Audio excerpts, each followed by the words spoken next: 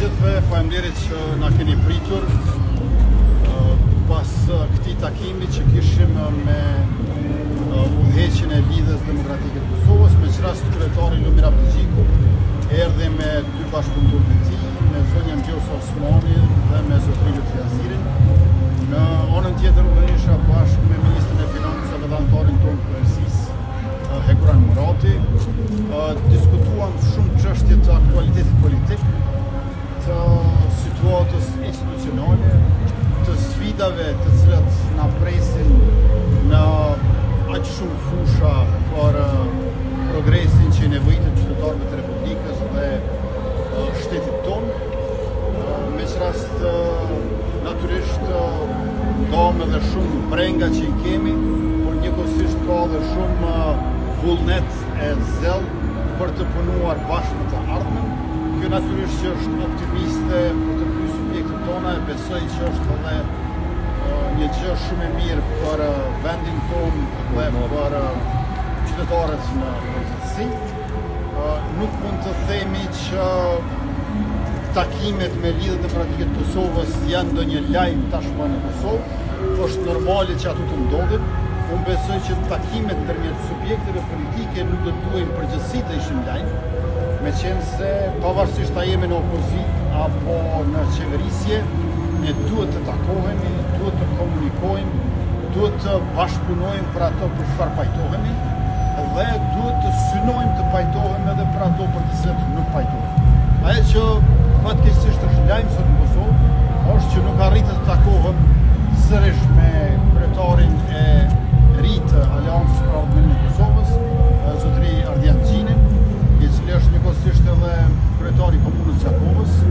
Përkundër përpjekjeve tona, mendojmë që është e parësyeshme që të mos takohemi e bisedojmë, por e dim që politikanët në Kosovë, edhe vendor, por edhe me diplomatët e politikanët ndërkombëtar, takohen aq shumë e shpesh saqë pothuajse secili me secilin.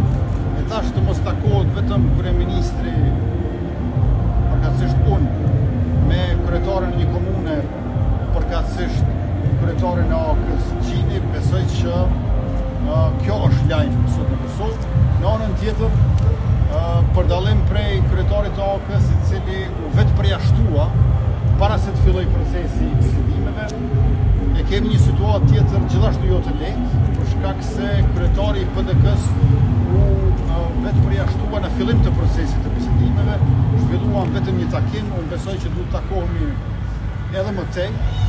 Kjo nuk u bë e mundur. Vullneti dhe gatishmëria ime, përveç se interesimit tim, do të jenë gjithmonë aty. Pra në një kohë të përshtatshme, në cilin do vend që zgjedhin ata, unë jam i gatshëm që të takohem edhe me kryetarin e AK-s, edhe me kryetarin e PDK-s.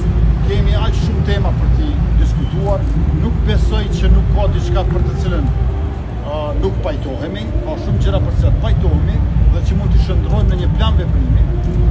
Në anën tjetër, për interes shtetëror, edhe nëse kemi mos pajtime, nuk besoj që të gjitha mos pajtimet ngelen të tilla nëse ne takohemi edhe përpiqemi që t'i urëzojmë ato.